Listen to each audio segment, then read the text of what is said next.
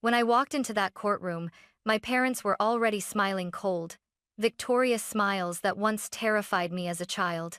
They thought they'd won before the trial even began. After all, who would believe me, the daughter they'd abandoned 20 years ago, over them, the glamorous Whitmores everyone adored on TV? But this time, the game was different. My grandfather, the only person who ever truly loved me, had died, leaving his billion-dollar estate entirely to me. And now, the people who once left me crying on his doorstep were suing me for it. As I stood before the judge, my heart pounded. Then he looked up, studying me for a long moment. Suddenly, his eyes widened. "Wait," he said, his voice trembling. "You're her?" The room fell silent. My parents' smug expressions cracked because they realized the truth was about to destroy their perfect lie. I was 5 years old the day my parents vanished from my life.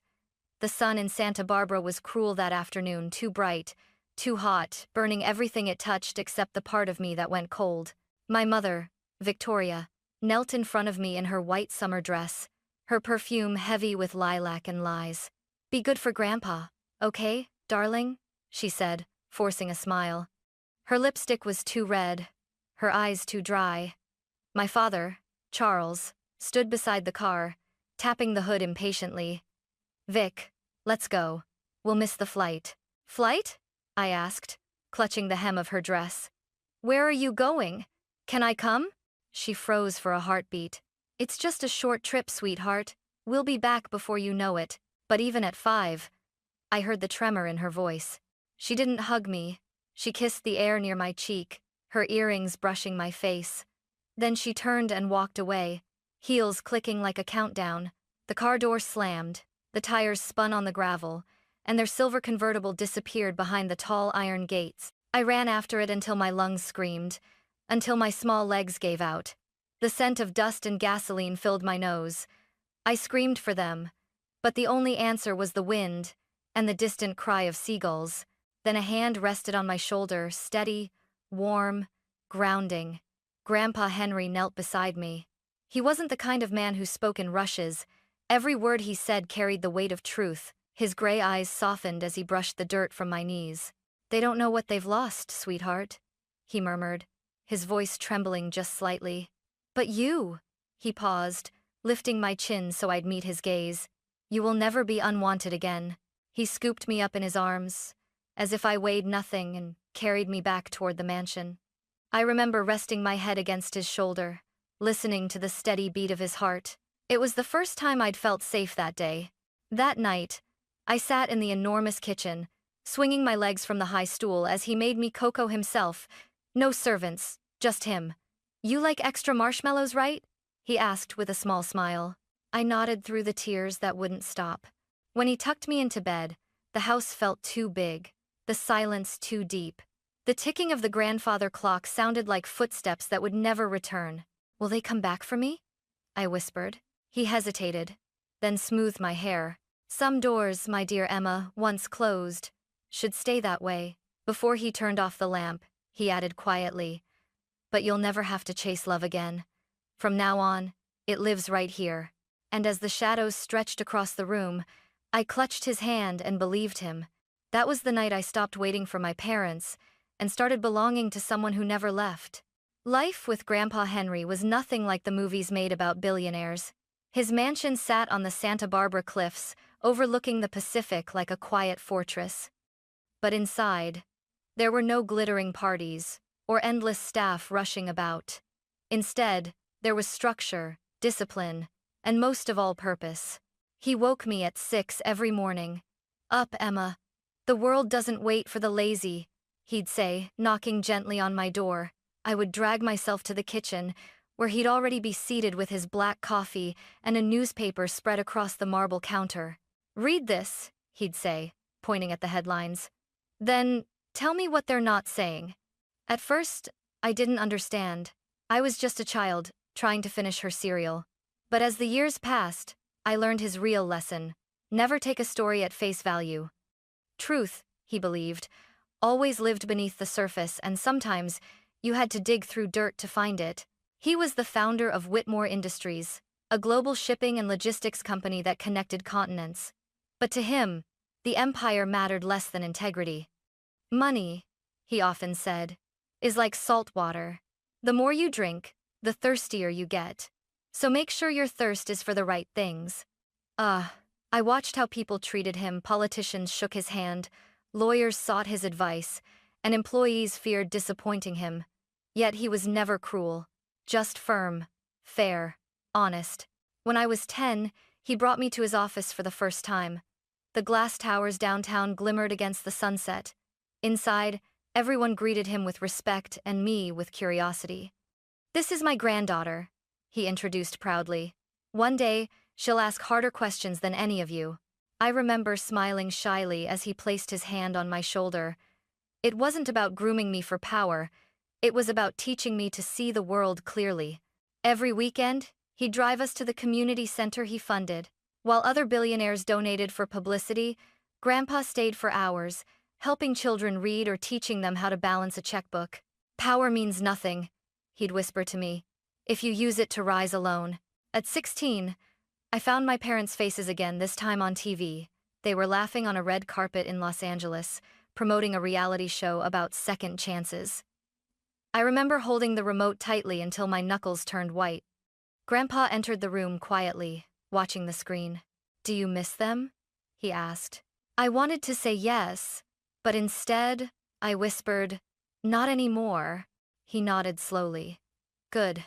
Missing people who left you is like staring at closed doors. You'll never notice the open ones." That night, he gave me my first real gift, an old, leather-bound journal. "For your truth," he said. "One day, the world will try to rewrite it.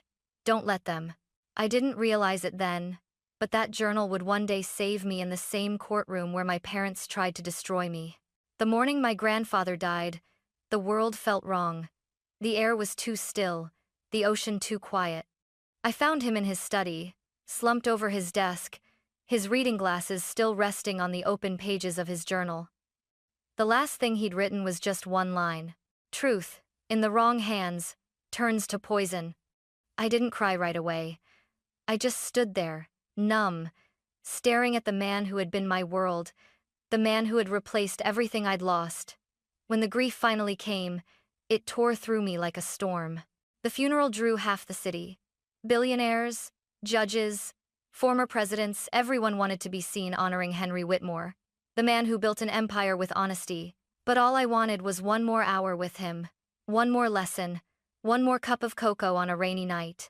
Then I saw them, my parents, standing near the front row, dressed in black designer clothes, sunglasses hiding their expressions. My mother, Victoria, cried into a lace handkerchief, but even from a distance, I could tell the tears were fake. My father, Charles, looked bored, like he'd rather be anywhere else. When the ceremony ended, they approached me for the first time in 22 years. "Emma," my mother said softly, tilting her head. "You look so grown up." I stepped back. "You remembered my name. Impressive." Her smile flickered. "We're family. We should reconnect." "Family?" I echoed. "You left me with him like luggage you didn't want to carry." Charles's jaw tightened. "You always were dramatic." Before I could respond, Henry's lawyer, Mr. Samuel Briggs, called everyone into the estate office for the reading of the will. The guests murmured with curiosity. My heart hammered against my ribs. Samuel cleared his throat. "The late Judge Henry Whitmore leaves all assets, including the Whitmore mansion, businesses, and liquid holdings, to his granddaughter, Emma Whitmore." The room went silent. My mother gasped. "That's impossible." Charles slammed his palm against the table. He was old. He wasn't thinking clearly. "But," Samuel continued, his voice firm, "he also left a note to his son and daughter-in-law. It reads, 'Those who walk away from truth for comfort have already forfeited their inheritance.'" Victoria's lips parted, her voice trembling. "He can't do this. We're his children." Samuel looked directly at her. "He already gave you everything that mattered, a chance to be decent. You wasted it." I stood frozen, my fingers digging into the edge of the table. I had never seen my parents so exposed, stripped of their glamour, their practiced charm.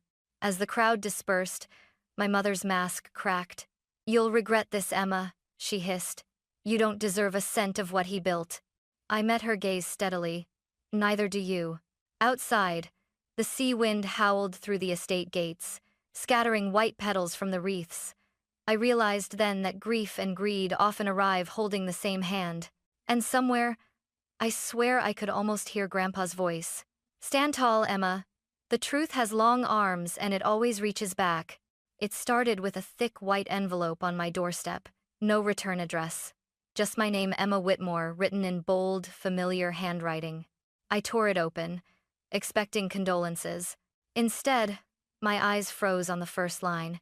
Notice of civil action. Charles and Victoria Whitmore versus Emma Whitmore, claim of undue influence. For a moment, I couldn't breathe. My hands shook so violently I dropped the papers on the floor. My own parents were suing me, accusing me of manipulating my grandfather into leaving me everything. The media found out within hours. By nightfall, headlines screamed across the internet. Billionaire's granddaughter, sued by estranged parents for $1.6 estate. Paparazzi parked outside the gates, flashes of light cutting through the darkness like gunfire. My lawyer, Robert Hayes, called me early the next morning. His voice was calm, steady, the kind that only comes from decades of dealing with chaos. Emma, they're moving fast. Their attorneys filed in Los Angeles County. Your father still has influence there. Of course he does, I muttered. He always did, just never where it mattered. When we met in Robert's office later that day, he slid the documents toward me.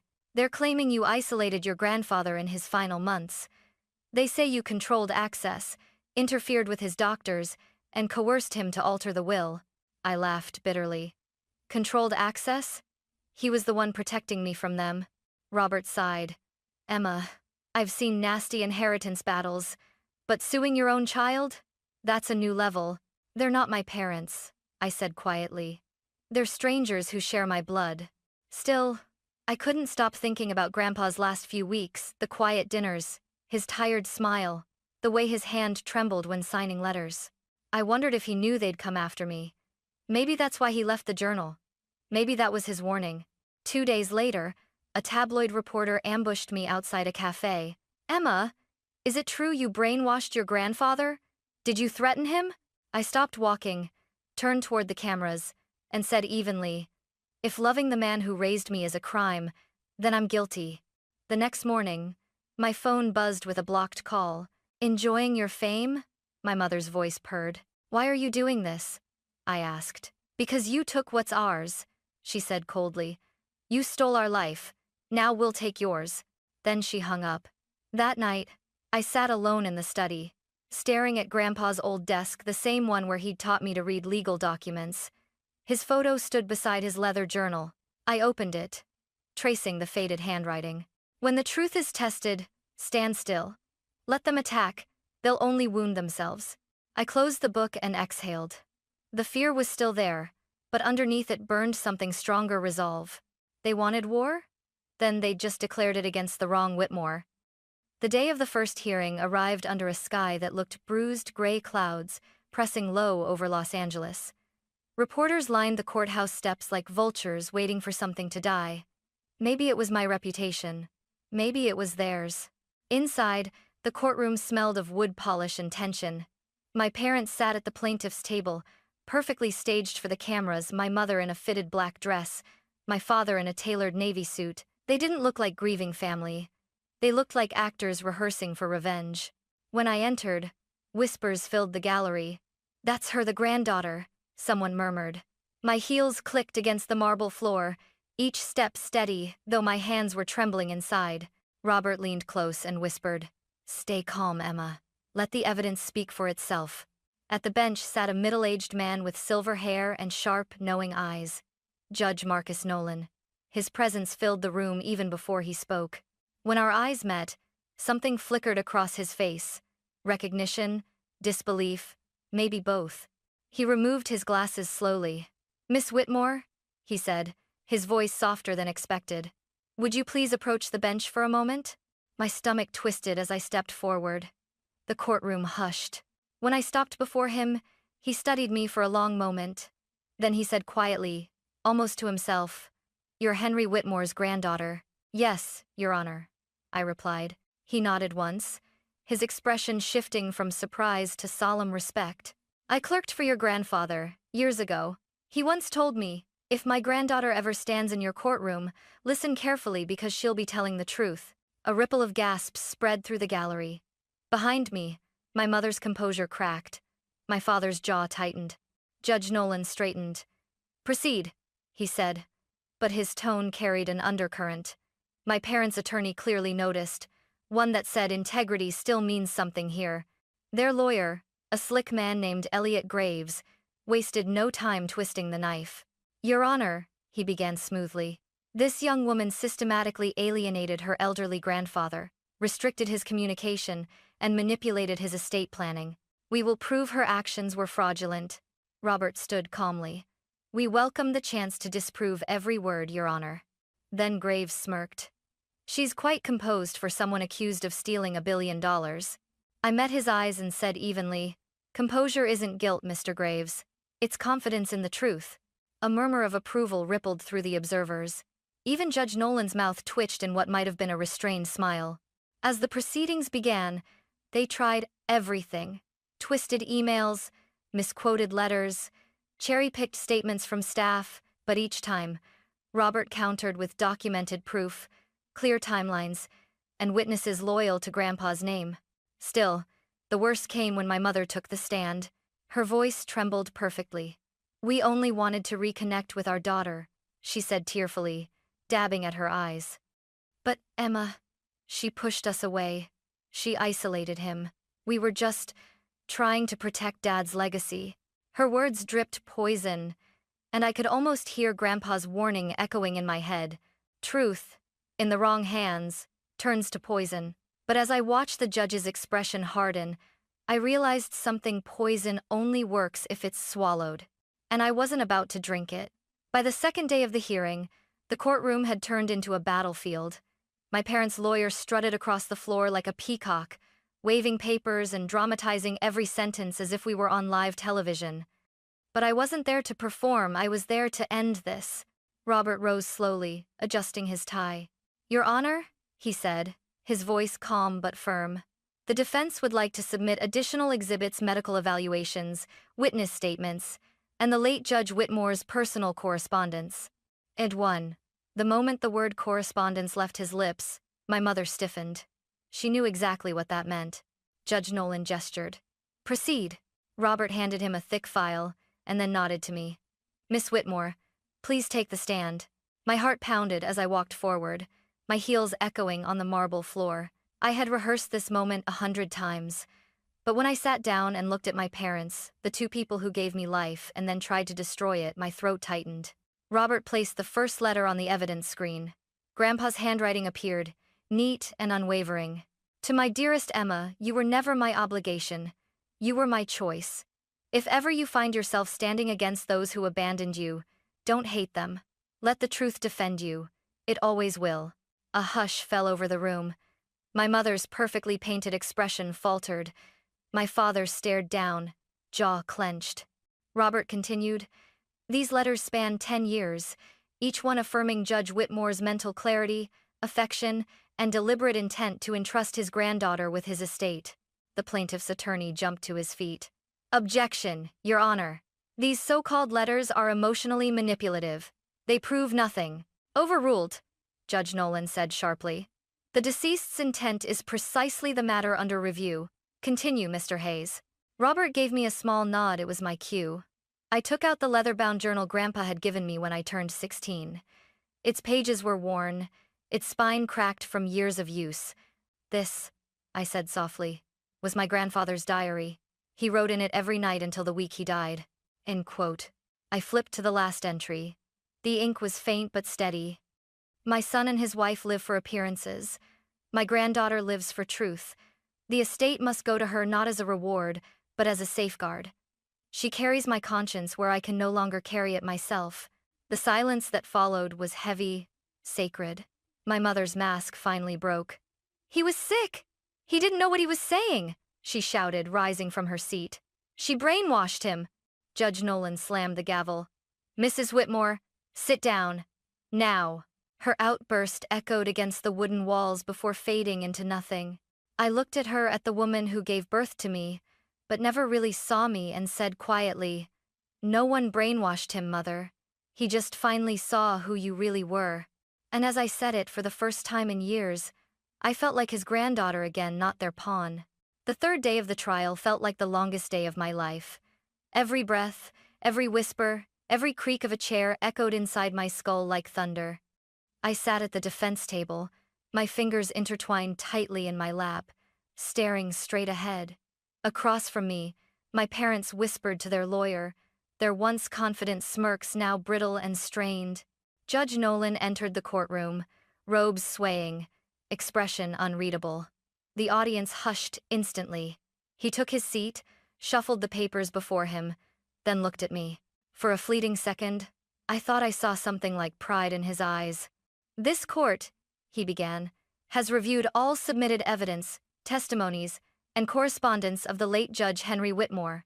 His tone was calm, measured, the kind of voice that could slice through lies without raising in volume. "What I see before me is not a case of manipulation, it is a case of misplaced greed."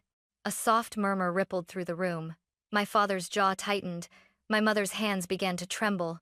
"The plaintiffs," Nolan continued, "have failed to provide evidence that the defendant exercised undue influence. On the contrary, the deceased's own letters, medical reports, and will demonstrate deliberate, sound judgment." He paused, eyes sweeping over my parents. "Therefore, the court dismisses the plaintiff's claims in their entirety. The will of Judge Whitmore stands. The estate belongs to Miss Emma Whitmore."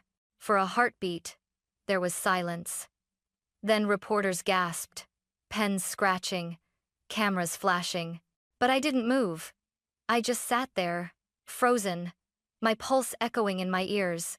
Judge Nolan looked directly at my parents. "Justice," he said clearly, "does not side with blood, it sides with truth." My father slumped back in his chair as if the words had physically struck him. My mother stared at the floor, lips parted but speechless. The gavel came down, a single, sharp crack that felt like the end of a war. When I finally stood, my knees nearly buckled. Robert touched my shoulder lightly. "It's over," he whispered. "You did it." But it didn't feel like victory, not the way people imagine. It felt hollow, like standing among ruins after the fire dies. As I turned to leave, my mother's hand shot out, gripping my wrist. Her nails dug into my skin. "You think this makes you better than us?" she hissed. "You'll regret this, Emma. You'll end up alone just like him." I met her eyes, calm but unflinching. "I'd rather be alone than empty," I said, pulling free. Outside, the sunlight hit me like a cleansing flame. The crowd surged forward, microphones thrust in my face, questions overlapping. "How does it feel to win? What will you do with the money?" I stopped on the courthouse steps, the California breeze tugging at my hair. "It wasn't about money," I said quietly, just loud enough for the cameras to catch. "It was about truth." That night, I sat by Grandpa's portrait, the verdict papers beside me, and whispered, "You were right. The truth really does have long arms." And today, it finally reached back. Weeks passed after the verdict, but peace didn't come easily. Reporters eventually moved on to the next scandal, yet the silence that followed felt deafening. The estate was legally mine now, the mansion on the cliffs, the companies, the legacy, but without Grandpa. It all felt like a museum of ghosts. Every night, I walked through the long hall, lined with his portraits, hearing echoes of his voice in the creak of the floorboards. Power means nothing if you can't sleep with your conscience. For the first time, I slept without fear but not without ache.